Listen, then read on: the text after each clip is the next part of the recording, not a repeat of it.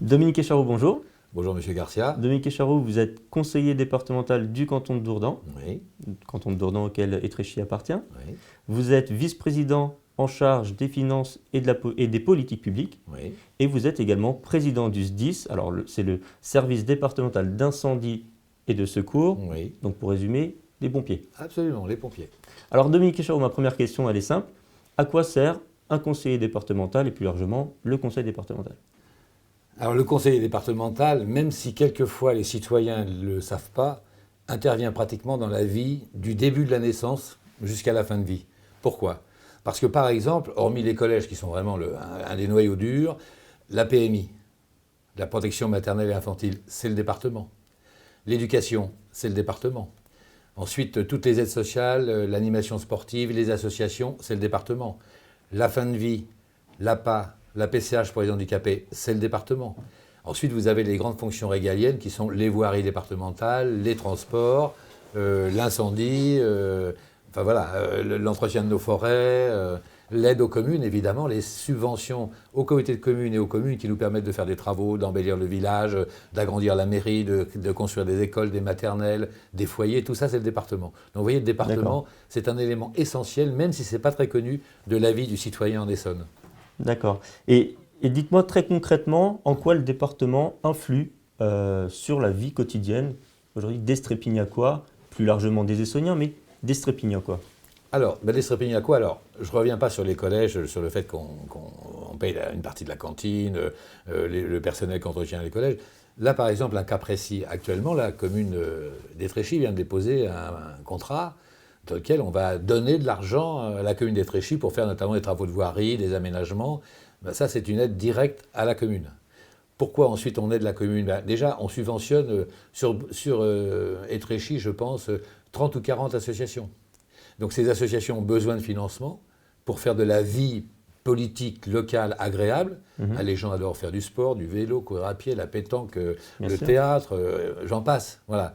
Donc le département intervient pour faciliter la vie des gens. Très bien.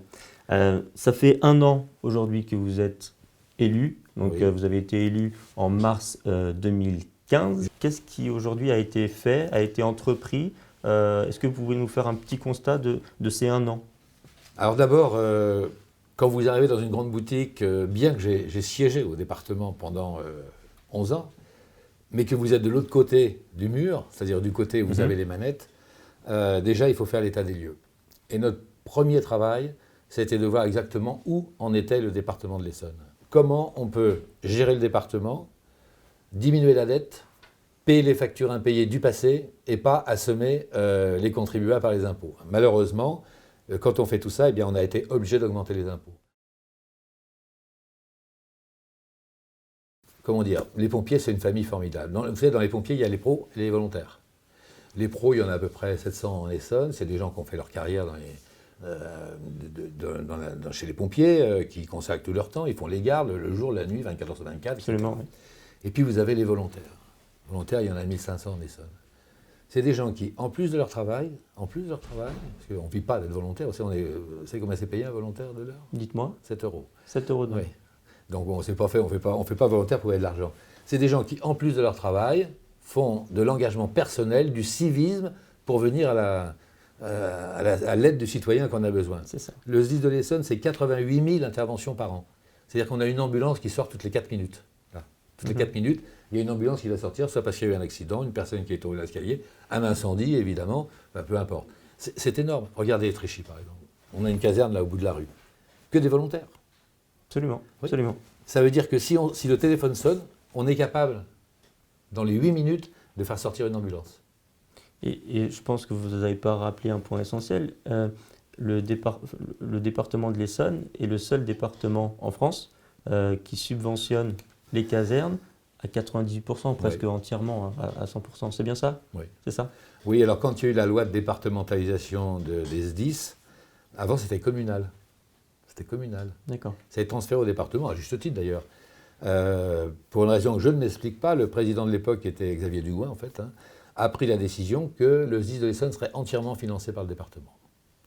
Le SDIS de l'Essonne, c'est 100 millions d'euros par an. Hein. C'est-à-dire que le département, sur son budget, il transfère 100 millions d'euros au SDIS de l'Essonne. Alors depuis 4 ans, on baisse la subvention de 350 000 euros par an, mais n'empêche quand même que c'est une charge très lourde. D'accord. Et c'est vrai que nous sommes les seuls en France, les seuls, à entièrement financer le SDIS de l'Essonne. Et pour vous donner les chiffres simples, le parc automobile du SDIS de l'Essonne, Mhm. parc automobile, 800 véhicules, 54 millions d'euros. 54 millions d'euros. Et un véhicule pompier, ça a une durée de vie entre 10 ans et 12 ans. Ça veut dire que tous les ans, sans rien faire, reste ainsi comme ça, il faut dépenser 5 millions d'euros, 5 à 6 millions d'euros pour garder le parc automobile en état. En état. Hein. Très bien. Et c'est indispensable pour avoir un service d'incendie efficace. On est ici dans une ville rurale. Oui. Alors ma première question sur la ruralité, c'est je sais que la première année a été occupée justement avec ce dossier des finances, mais qu'est-ce qui aujourd'hui est entrepris ou va être entrepris par rapport à cette ruralité Alors, et tous les thèmes qui en découlent? Quand on a fait le plan de relance à l'investissement, on n'a pas fait de ségrégation entre le nord et le sud. C'est-à-dire que toutes les communes, au prorata du nombre d'habitants, ont droit à la même subvention. Toutes les petites communes, alors Châtillonville par exemple, qui fait quand même 57 habitants, a eu le droit à sa subvention. Avant, pour que Châtillonville ait une subvention, je peux vous dire, il fallait se lever de bonne heure. Tellement le dossier était compliqué. On a fait un dossier simple. On a dit aux communes, toutes les communes de l'Essonne, et je peux vous dire que les petites communes rurales se sont jetées dessus, d'ailleurs beaucoup plus vite que les grosses, parce que les grosses, elles ont le choix, est-ce qu'on fait la rue là, est-ce qu'on fait là, hein. Les petites communes, elles ont souvent un truc hyper important, urgent, dans la mairie ou dans l'école ou sur le carrefour, elles se sont jetées dessus. Donc première chose, on a favorisé l'investissement dans les communes rurales. Et c'est vrai que c'est plutôt une mesure, disons, pour le sud de l'Essonne. Vous m'avez parlé de l'Essonne du Développement du haut débit, absolument. On vient de créer un syndicat mixte ouvert, un SMO qui s'appelle Essonne Numérique. Et nous commençons déjà cette année 2016 à installer 3 antennes relais pour le sud de l'Essonne, une sur la Forêt-le-Roi, une vers Angerville et une vers Corbreuse, pour augmenter le débit. Nous avons pris le taureau par les cornes. C'est inadmissible qu'un département francilien ait encore des zones blanches. Et il y en a. Je vais vous en citer pas loin d'ici. Souzy-la-Briche, Villeconin. Oui. Souzy-la-Briche, quand vous passez devant le château qui appartient à la présidence de la République, vous pouvez arrêter et tout, il ne se passe plus rien. D'accord. C'est pas normal. Donc, on a pris le taureau par les cornes et nous avons décidé que d'ici 2022, l'ensemble du département sera en haut débit pour favoriser le télétravail et puis pour avoir une réception digne de ce nom. Parlons des seniors. Les seniors aujourd'hui, le département, en quoi le département agit sur la vie de nos seniors, Strépignocois, Essonniens? Alors déjà, ce que je peux vous dire, c'est que on met 54 millions d'euros par an pour aider les seniors. Je vous rappelle que quand quelqu'un va en EHPAD à la fin de vie et que il n'est pas riche, et il y en a beaucoup, et qui paye, c'est le département. Donc déjà, financièrement, on vient en aide. Mais ce n'est pas tout.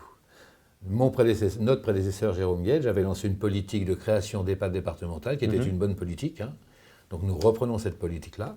Il y a 3 EHPAD départementales qui se sont déjà ouverts. Il y en a 3 autres qui sont en projet, dont une à Dourdan d'ailleurs, que nous allons réaliser. Et pourquoi le département a créé une structure qui s'appelle le SEGA pour faire des EHPAD? C'est pour avoir un prix de journée raisonnable. Parce que la difficulté, c'est qu'on s'est rendu compte qu'on avait des prix de journée qui allaient, suivant l'établissement, alors les plus raisonnables, je dirais 60 €, jusqu'à 150 €. C'est pas possible.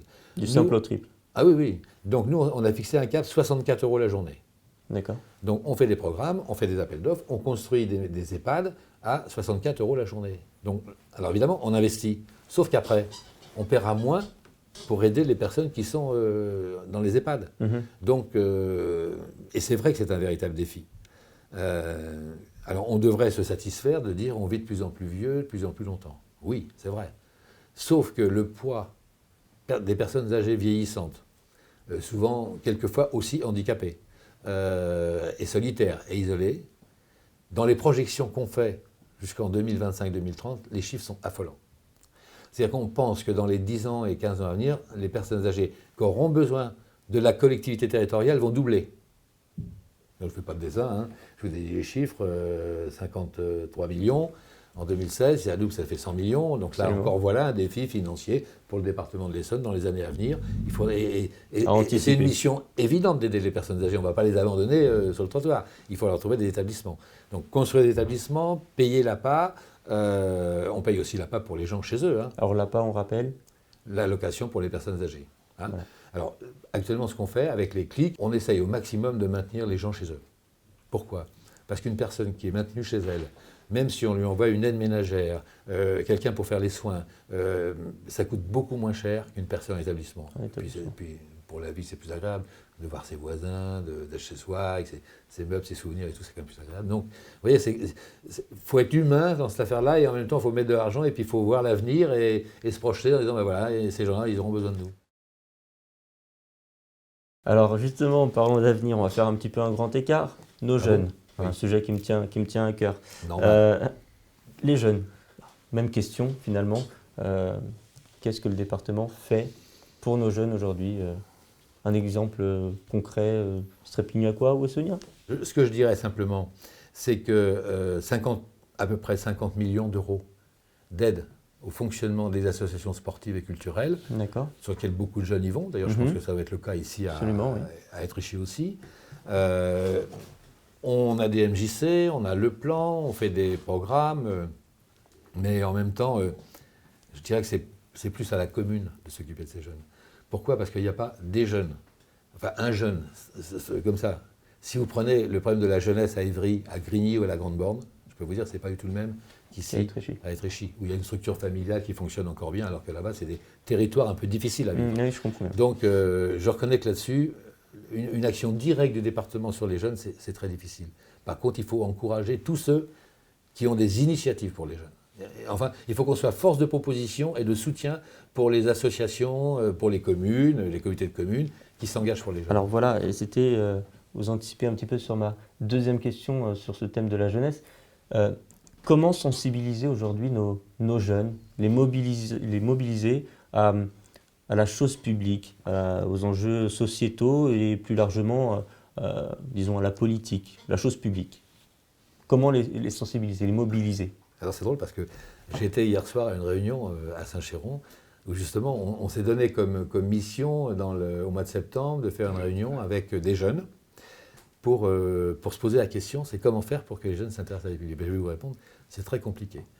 Et c'est d'autant plus compliqué que, allez, on peut se le dire entre nous, même les citoyens adultes se désintéressent de la politique, sont lassés de la politique, c'est tous les mêmes, ils racontent des blagues, ils tiennent pas leur engagement. Alors comment voulez-vous que leurs enfants qui entendent ça à la maison aient envie de... Alors que la vie publique, la vie politique, c'est le b.a.-ba du pays. Sans structure politique et publique, le pays s'écroule. C'est ce qui fait la force de la société, c'est son organisation. Je pense que les jeunes, c'est l'avenir de la France, de demain, quoi. Il faut que les jeunes s'engagent, il faut que les jeunes rentrent dans la vie politique. Je suis content, M. Garcia, de voir que vous êtes élu au conseil municipal d'Étréchy. Je vous en félicite parce que c'est des gens comme vous. Je sens bien que ça vous intéresse, la politique. Écoutez, merci à vous. Merci d'avoir répondu à mes questions. C'est la première fois qu'une mairie m'invite devant des caméras à m'exprimer. Ben, c'est bien, ça me fait plaisir. Et je pense que c'est important aujourd'hui pour que les Strépignacois sachent pourquoi ils ont voté il y a un an et sachent ce qu'il a été, sachent ce que vous faites très concrètement. Et je vous remercie de nous avoir apporté des explications à tout cela. Merci, M. Versailles. Je dirais aux Strépignacois qui sont en face de moi, qui vont voir là. Écoutez, rien n'est parfait dans ce bas monde, mais je peux vous dire qu'on va essayer de tout faire pour arranger les choses et apporter un peu de confort et de bonheur de vivre en Essonne et à Étréchy notamment. Voilà. Merci beaucoup, Dominique Echaroux. M. Garcia. Au revoir.